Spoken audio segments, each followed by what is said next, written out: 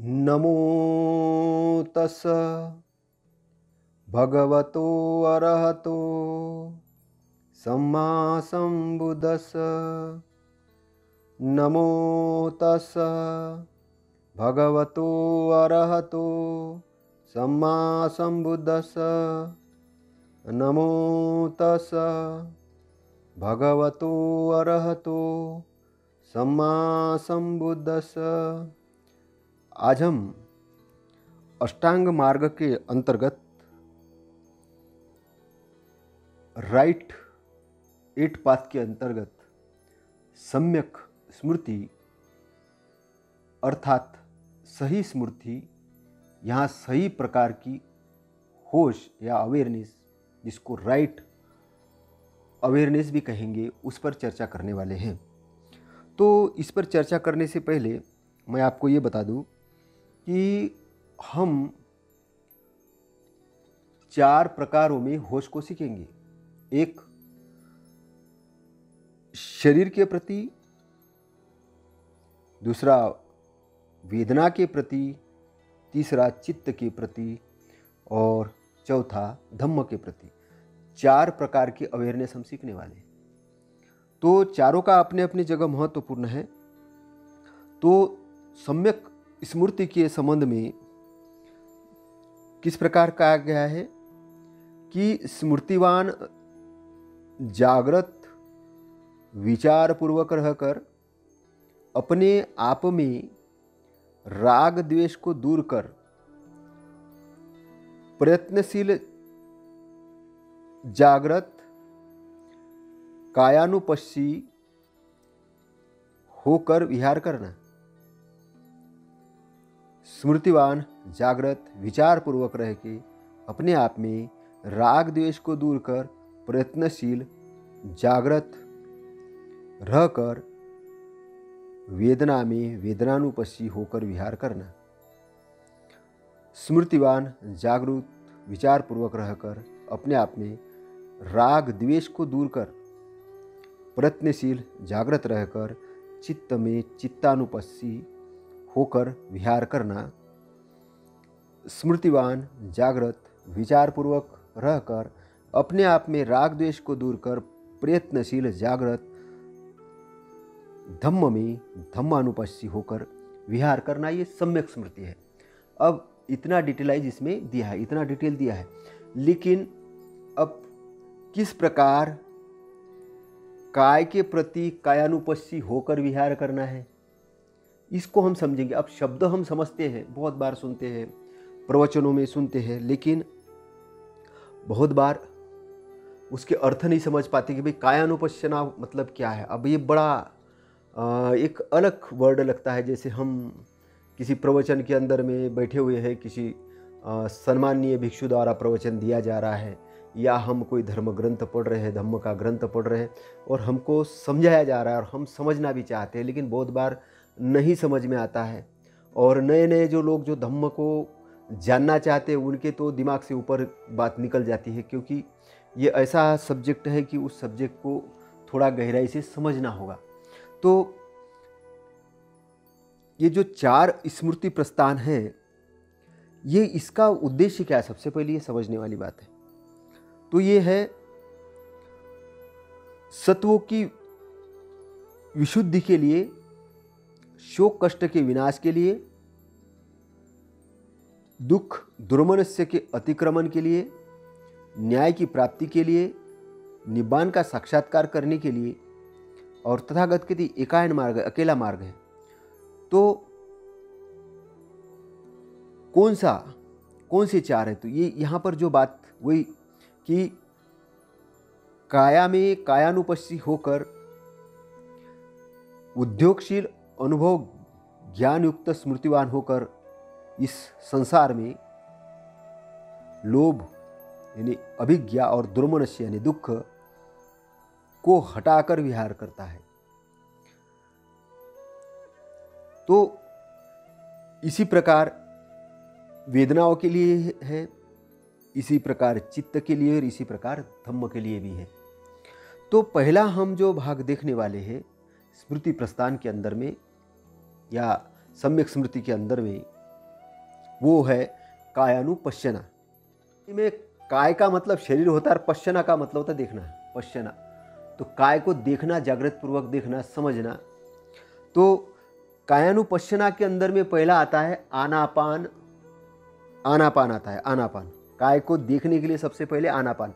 तो आनापान करने के लिए क्या करना है? सबसे पहले तो तथागत भिक्षुओं को संबोधित कर रहे हैं, क्योंकि अब उनके सामने भिक्षु होते थे इसलिए भिक्षुओं को संबोधित करते थे। अगर उनके सामने उपासक होते तो बोलते थे उपासकों। लेकिन अब भिक्षु है, भिक्षु को टीचिंग देना है, ट्रेंड करके लोगों के बीच भेजना है। तो भिक्षु एक कोर वर्ग रहता था उनके सामने, कोर विद्वान, और वो उनको सिखाते थे। तो इसलिए यहाँ पे जो वाक्य आ रहा है वो भिक्षुओं के लिए आ रहा है। तो भिक्षुओं का मतलब अभी कोई उपासक सुन रहा तो उपासक के लिए भी हो सकता है ना, किसी व्यक्ति के लिए भी हो सकता है। तो यहाँ पर ये समझना है कि ये आपके लिए भी हो सकता है ना। तो यहाँ भिक्षुओं के लिए तथागत ये करे कि भिक्षुओं, कैसे भिक्षु काया में कायानुपस्सी होकर विहरता है। तो अब उस समय अरण्य रहता था, है ना, अरण्य जंगल में रहते थे वो अधिकतर। तो तथागत कहते भिक्षु अरण्य में वृक्ष के नीचे किसी सुंदर से हरियाली है इसी ऐसे वृक्ष के नीचे, या शून्यागार में। शून्यागार मतलब एक आपने कभी एक एकांत का ऐसा कमरा देखा होगा, शून्य वाला स्थान, जिसमें एक ऐसा चौकोर बनता था या कोई गोल गुबंद टाइप भी होता था किसी चैत्य के अंदर में। और किसी अन्य जगह भी, जैसे आप सांची वगैरह गए होंगे तो वहाँ पे एक शून्यागार ऐसे बने हुए हैं। तो शून्यागार मतलब एकांत कमरा, और जिसके अंदर में बहुत ध्यान जल्दी लग जाता है, बहुत जल्दी कंसंट्रेशन हो जाता है। तो इसलिए किसी शून्यागार में, है ना, मतलब ऑप्शन दिए तथागत ने। जंगल में है तो आप जंगल में भी चल जाएगा, वृक्ष के नीचे है वृक्ष के नीचे भी चल जाएगा, और शून्यागार है वो भी चल जाएगा। मतलब किसी भी जगह जहाँ पर आपको सहूलत हो। आज के डेट के हिसाब से आपके घर का एक कमरा भी हो सकता है जहाँ शांति का वातावरण हो, है ना, वो भी एक आप इस्तेमाल कर सकते हैं।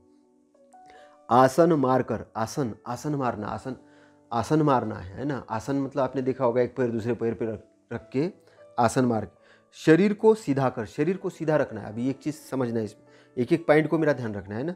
यहाँ पे अभी प्रयोग हो रहा है ना, शब्दों में आपको करके भी देखना है इसको। तो आसन मारकर शरीर को सीधा कर, स्मृति को सामने रखकर, स्मृति को सामने रखना है। अब स्मृति कहाँ रखना है? सामने रखकर बैठना है। पहला कैसे बैठना है? आसन मारकर, फिर शरीर को सीधा कर। अभी जो कमर है इसको टेढ़ी मेढ़ी ऐसे नहीं रखना है आलस वालस जैसे, शरीर को सीधा रखना है, स्मृति को सामने रखना है ना। स्मृति को सामने रखना है और शरीर को सीधा रखना है और आसन मारकर बैठ जाना है। और ये स्मरण रखते हुए सांस छोड़ना है ना। स्मरण रखते हुए सांस छोड़ना है। क्या स्मरण रखते हुए? कि अपने आप को होश में रखते हुए सांस छोड़ना है, और स्मरण रखते हुए सांस लेना है ना। अब आपका होश किस पे होना चाहिए? सांस पर। सांस यानी आती जाती जो आपकी सांस है, सांस है ना, सांस यानी श्वास, जो अपन सांस जो लेते हैं उसको स्मरण रखते हुए छोड़ो और स्मरण रखते हुए सांस को लेना है। लंबी सांस छोड़ते वक्त लंबी सांस छोड़ता हूँ जानना है। लंबी सांस छोड़ते वक्त लंबी सांस छोड़ रहा हूँ जानना है। लंबी सांस लेते वक्त लंबी सांस लेता हूँ जानना है। छोटी सांस छोड़ते वक्त छोटी सांस छोड़ता हूँ जानना है। छोटी सांस लेते हुए छोटी सांस लेता हूँ जानना है। सारी काया को जानते हुए, अनुभव करते हुए सांस को छोड़ना सीखना है। सारी काया को जानते हुए सांस लेना सीखना है। अब ये पॉइंट समझ में आ गया? सांस लेना नहीं है, सांस लेना नहीं है, सांस के प्रति होश रखना है। कुछ साधक यहाँ पर गड़बड़ी करते हैं, वो उसको अपने आप ही सांस लेना शुरू करते हैं, जोर जोर से सांस छोड़ते, तो फिर आपका वो आनापान सती नहीं हुआ, वो प्राणायाम जैसा हो।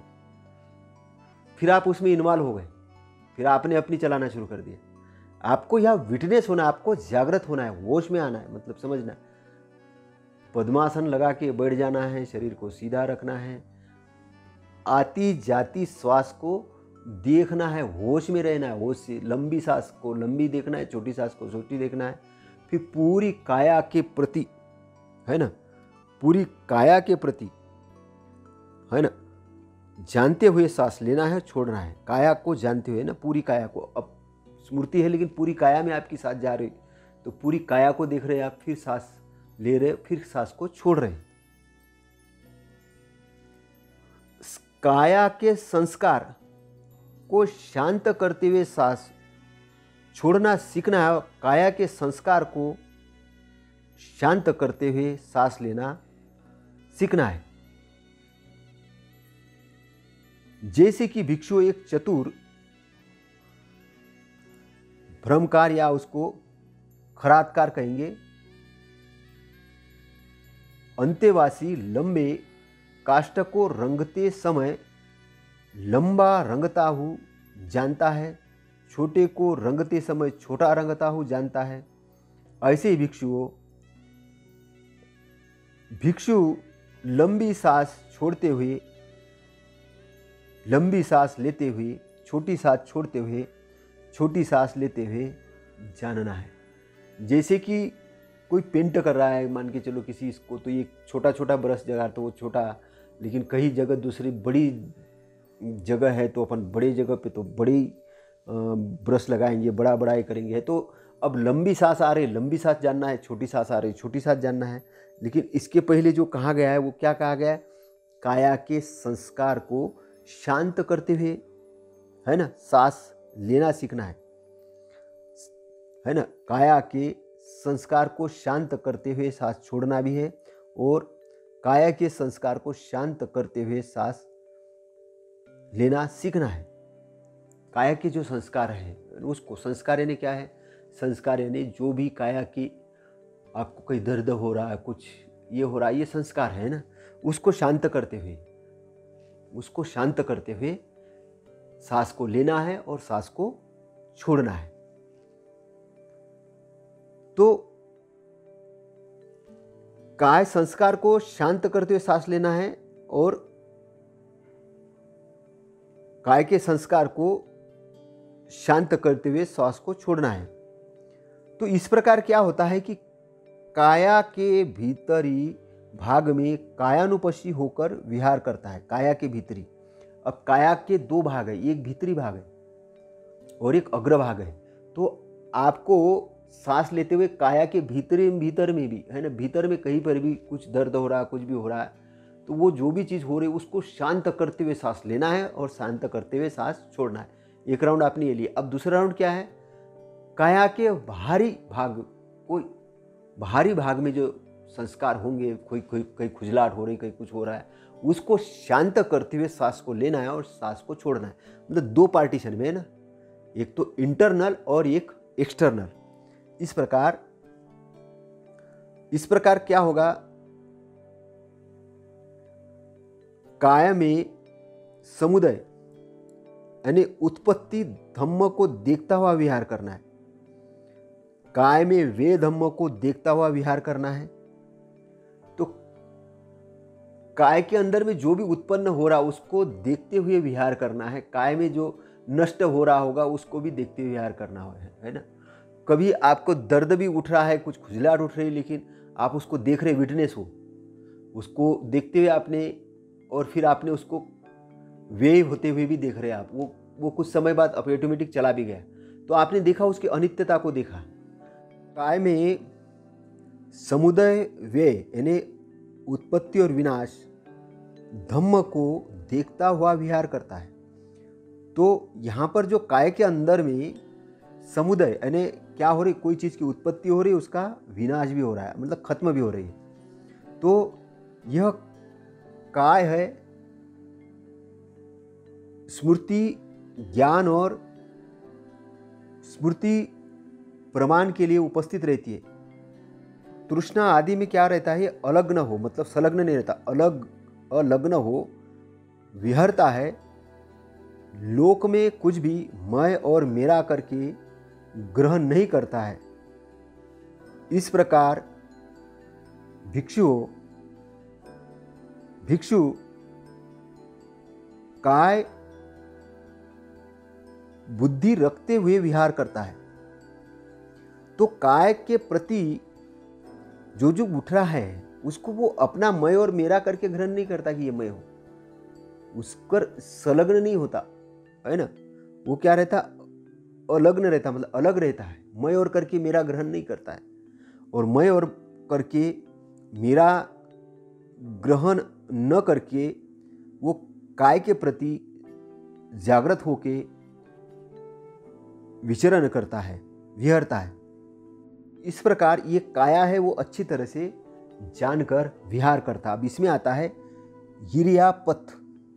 तो इरियापथ में क्या होता है कि फिर तथागत कहते कि फिर भिक्षु जाते हुए जाता हूँ जानता है, बैठे हुए बैठा हूँ जानता है, सोए हुए सोया हूँ जानता है। जैसे जैसे उसकी काया अव्यवस्थित होती है वैसे ही उसे जानता है। इस प्रकार काया के भीतरी भाग में कायानुपस्सी होकर विहार करता है, काया की बाहरी भाग में कायानुपस्सी होकर विहार करता है। काया के भीतरी और बाहरी भाग में कायानुपस्सी होकर विहार करता है। काय में समुदय उत्पत्ति धम्म को देखता हुआ विहार करता है, और वह धम्म को भी देखता हुआ विहार करता है, और समुदय वे को देखता हुआ विहार करता है। इसमें संप्रजन्य। तो तथागत क्या करे, और भिक्षु जानते हुए, अनुभव करते हुए गमन आगमन करता है, जानते हुए आलोकन विलोकन करता है। सिकोड़ना फैलाना, संगाठी पात्र चिवर को धारण करता है, जानते हुए आसन पान खादन आस्वादन करता है। पाखाना पेशाब करता है, चलते खड़े होते हुए, बैठते सोते जागते बोलते चुप रहते जानकर करने वाला होता है। इस प्रकार काया के भीतरी भाग में कायानुपस्सी होकर विहार करता है। तो किस प्रकार हर एक्टिविटी को, खाना खाते समय, सोते समय, जागते समय, लेटते समय, उठते समय, हर चीज करते समय वो अवेयर होता है, और अवेयर होके सारी चीज करता है। उसके बाद में तथागत एक प्रतिकूल मन विकार के बारे में बता रहे हैं। तो भिक्षु पैर के तलवे से ऊपर केस मस्तक के नीचे इस काया को नाना प्रकार के मलों से पूर्ण देखता है। इस काया में केश, रोम, नख, दांत, त्वचा, मांस, स्नायु, अस्थि के भीतर की मज्जा, वृक्क, हृदय यानी कलेजा, यकृत, क्लोम, प्लीवा यानी तिल्ली, फुसफुस, आत, पतली आत, उदरस्य वस्तुएं, पाखाना, पित्त, कफ, पीभ, लोहू, पसीना, मेद, आंसू, वसा, लार, नासामल, लसिका और मूत्र।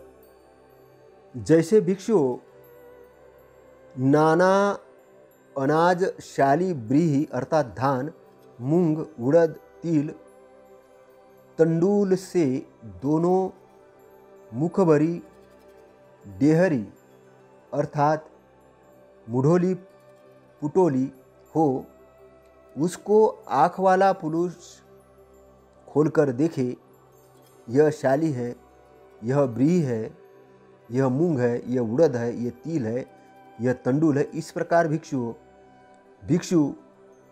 पैर के तलवे के ऊपर केस मस्तक के नीचे इस काय को नाना प्रकार के मलों से पूर्ण देखता है। इस काय में है, इस प्रकार काया के भीतरी भाग में कायानुपस्सी हो विहरता है। तो इस प्रकार पूरी काया के अंदर विहार करता है, विचरता है। अब आगे हम देखेंगे धातु मनसिकार और फिर भिक्षु इस काया को इसकी स्थिति के अनुसार, इसकी रचना के अनुसार देखता है। इस काया में है पृथ्वी धातु यानी पृथ्वी महाभूत, आप अर्थात जल धातु, तेज यानी अग्नि धातु और वायु धातु। जैसे कि भिक्षु दक्ष यानी चतुर, गो घातक या घातक का अंतेवासी अर्थात शिष्य गौ को अलग अलग टुकड़ों में विभाजित करके बैठा हो, तो उसी प्रकार भिक्षु इस काया को उसके स्थिति के अनुसार, रचना के अनुसार देखता है। तो एक एग्जाम्पल तथागत ने समझाने के लिए बताया कि वो जैसे अलग अलग टुकड़ों में काटकर बैठा हुआ है और वो देख रहा है, वैसे अपने शरीर को अलग अलग धातुओं को देखना है, अलग अलग धातुओं को देखना है कि शरीर के अंदर में एक पृथ्वी धातु है, एक अग्नि धातु है, एक वायु धातु है, एक जल धातु है, अलग अलग धातुएं है। इसको विखंडित करके देखना है, एक एक धातु को देखना है, ऐसा तथागत यहाँ कह रहे हैं। उसके स्थिति के अनुसार देखना है, उसकी रचना के अनुसार देखना है। तो कैसा देखना, उसकी स्थिति, क्या स्थिति, जल की स्थिति कैसी है, अग्नि की कैसी है, वायु की कैसी है, पृथ्वी की कैसी, उसकी स्थिति शरीर के अंदर कैसी, उसकी रचना के अनुसार देखना है, उसकी स्थिति के अनुसार देखना है, ऐसे तथागत कह रहे हैं। हम देखेंगे नव शिवथिक पब, अर्थात ये शरीर को यथार्थ जानने का एक विभाग है ये। तो यह शरीर के प्रति मोह को कम करने के लिए, उसके असार्था यानी यथार्थ रूप से उसकी अनुभूति जानने के लिए यह विभाग है। कहते हैं कि जैसे कोई भिक्षु स्मशान में छोड़े हुए 1 दिन या 2 दिन या 3 दिन के फूले हुए, नीले पड़े, पी बरसते मृत शरीर को देखे, वह इसी काया से उसकी तुलना करता है। वास्तव में यह काया भी इसी स्वभाव वाली है, ऐसे ही होने वाली है और ऐसा होने से बच नहीं सकती। इस प्रकार वह भीतर की ओर काया में कायानुपस्सी होकर विहार करता है। जैसे कोई भिक्षु स्मशान में छोड़े गए मृत शरीर को कौवों या चिलों या गिद्धों या बगुलों या कुत्तों या व्याघ्रों या चित्तों या सियारों या विविध प्रकार के प्राणियों से खाए जाते हुए मृत शरीर को देखे, वह इसी काया से उसकी तुलना करता है। वास्तव में काया भी इसी स्वभाव वाली है, ऐसे ही होने वाली है, ऐसे होने से बच नहीं सकती। इस प्रकार भीतर की ओर काया में कायानुपस्सी होकर विहार करता है। जैसे कोई भिक्षु स्मशान में छोड़े हुए मांसयुक्त लहू से सने हुए, नसों से बंधे हुए, हड्डी कंकाल वाले मृत शरीर को देखे, मांस रहित लहू से सने, नसों से बंधे हुए हड्डी कंकाल वाले मृत शरीर को देखे, मांस लहू रहित नसों के बंधे हुए हड्डी कंकाल वाले मृत शरीर को देखे, बंधन रहित हड्डियों को दिशा विपरीत दिशा में फेंका हुआ देखे, कई हाथ की हड्डी है, कई पैर की है, कई टखने की है, कहीं जंगा की है, कहीं उरु की है, तो कहीं कमर की है, कहीं पसली की है, कहीं पीठ की तो कहीं कंधे की, कहीं गर्दन की तो कहीं ठोड़ी की, कहीं दांत की, कहीं खोपड़ी की। वह इस काया से उस काया की तुलना करता है। वास्तव में यह काया भी इसी स्वभाव वाली है, ऐसे ही होने वाली है और ऐसा होने से बच नहीं सकती। इस प्रकार भीतर की ओर काया में कायानुपस्सी होकर विहार करता है। फिर जैसे कोई भिक्षु ऐसे मृत शरीर को स्मशान में छोड़ा हुआ देखे, जिसकी हड्डियां शंख के समान श्वेत वर्ण वाली हो गई हो, जिसकी वर्षों पुरानी हड्डियों का ढेर लग गया हो, जिसकी सड़ी हुई हड्डियां चूर्ण बन गई हो, वह इसी काया से उसकी तुलना करता है। वास्तव में यह काया भी इसी स्वभाव वाली है और ऐसे ही होने वाली है, और ऐसा होने से वह बच नहीं सकती। इस प्रकार वह भीतर की ओर कायानुपस्सी होकर विहार करता है, बाहर की ओर कायानुपस्सी होकर विहार करता है, या भीतर बाहर कायानुपस्सी होकर विहार करता है। वह शरीर में उत्पत्ति धम्म को देखता हुआ विहार करता है, वह शरीर में विनाश धम्म को देखता हुआ विहार करता है, या शरीर में उत्पत्ति विनाश धम्म यानी स्वभाव को देखता हुआ विहार करता है। इस प्रकार यह काया है उसके प्रति स्मृति या काया के नश्वर के प्रति स्मृति उपस्थित रखता है।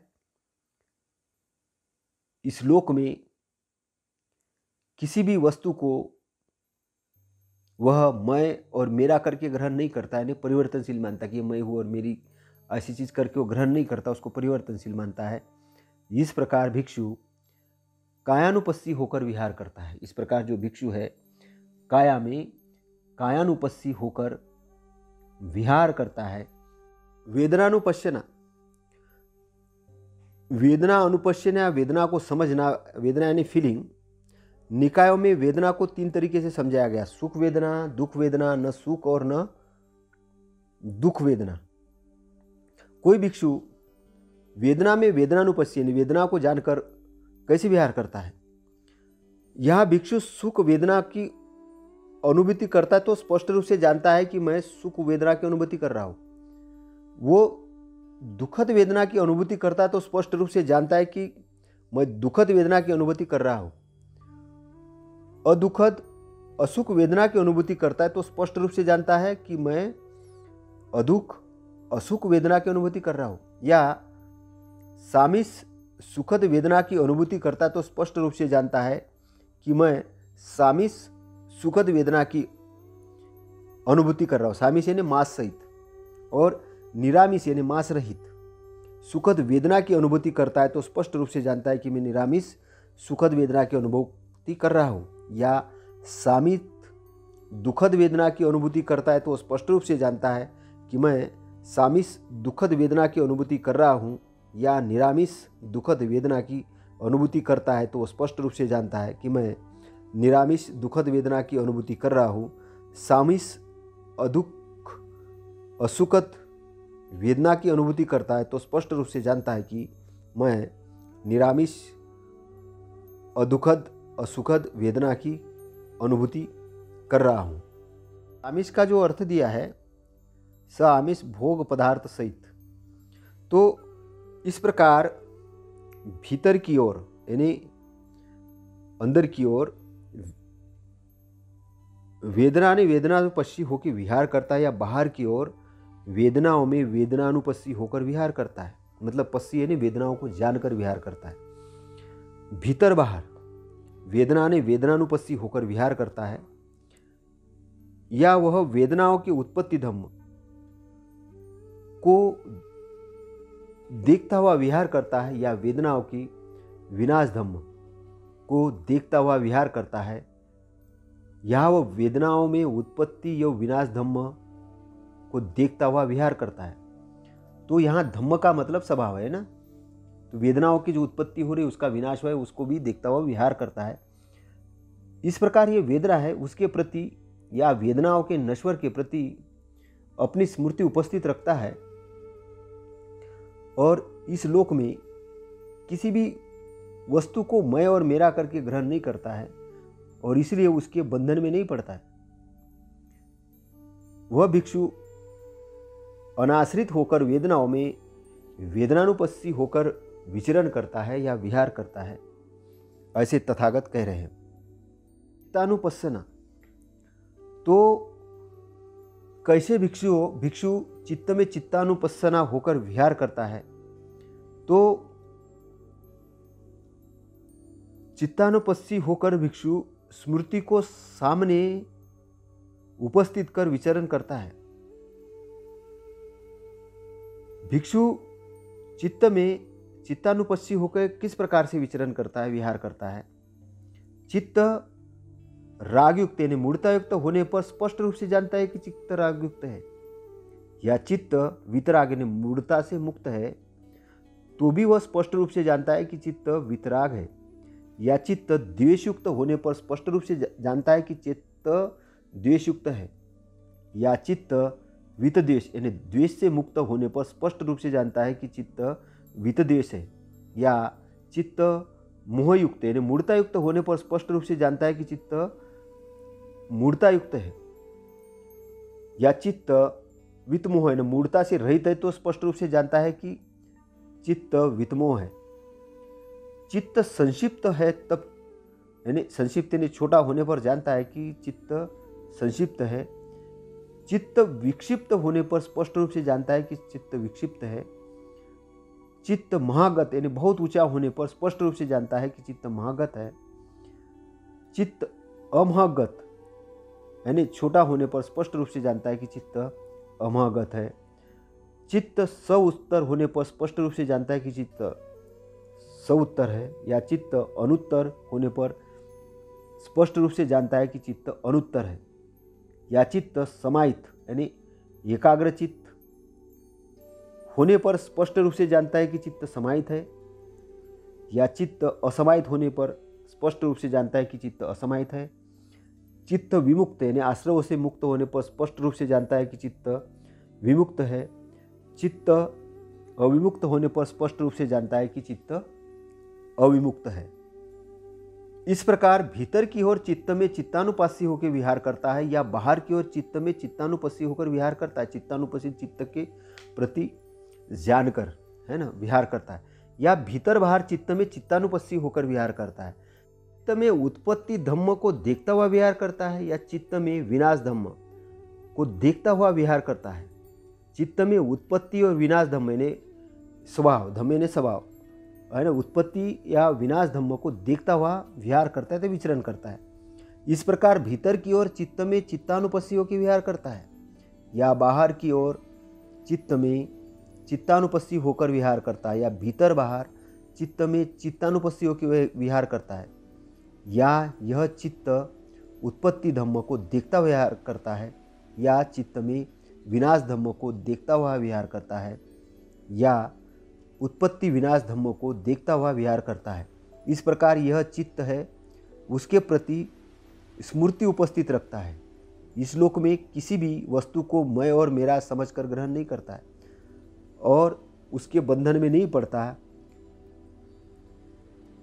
वह निराश्रित होकर चित्त में चित्तानुपस्सी होकर विहार करता है। चित्त के प्रति, चित्त के अंदर में जो जो उत्पन्न हो रहा है, वे धम्म, उत्पत्ति धम्म, जो बातें उत्पत्ति यानी किसी चीज़ की उत्पत्ति हो रही, किसी चीज़ का विनाश हो रहा है, चित्त में कोई घटना आ रही है, कोई घटना जा रही है, तो किसी की उत्पत्ति तो चित्त के अंदर में, चित्त के अंदर जो संस्कार बन रहे, जो भी चीज़ बन रही है, तो वो चित्त की स्थिति को पता करना, चित्त को पता करने के लिए ये विभाग है कि इसको चित्तानुपस्सी कहते हैं, कि चित्ता के प्रति जागृता, चित्त को समझना। जब आप चित्त को समझेंगे तभी आप उसको शुद्ध कर सकेंगे। चित्त को समझेंगे, चित्त कैसा है, चित्त कैसा काम करता है, चित्त की स्थिति क्या है, ये समझेंगे। इस समझने के लिए ये विभाग है। तो ये चित्तानुपस्सना इसको कहा गया है। तो हमने अभी तक जो जो देखा है वो क्या देखा है? कायानुपस्सना, वेदनानुपस्सना और चित्तानुपस्सना। तो काय, वेदना और चित्त, इस पर हमने अभी समझा है, जाना है। इसके पश्चात हम धम्मानुपस्सना को जानेंगे कि धम्मानुपस्सना क्या है। तब तक नमो बुद्धाय, नमो धम्माय, नमो संघाय।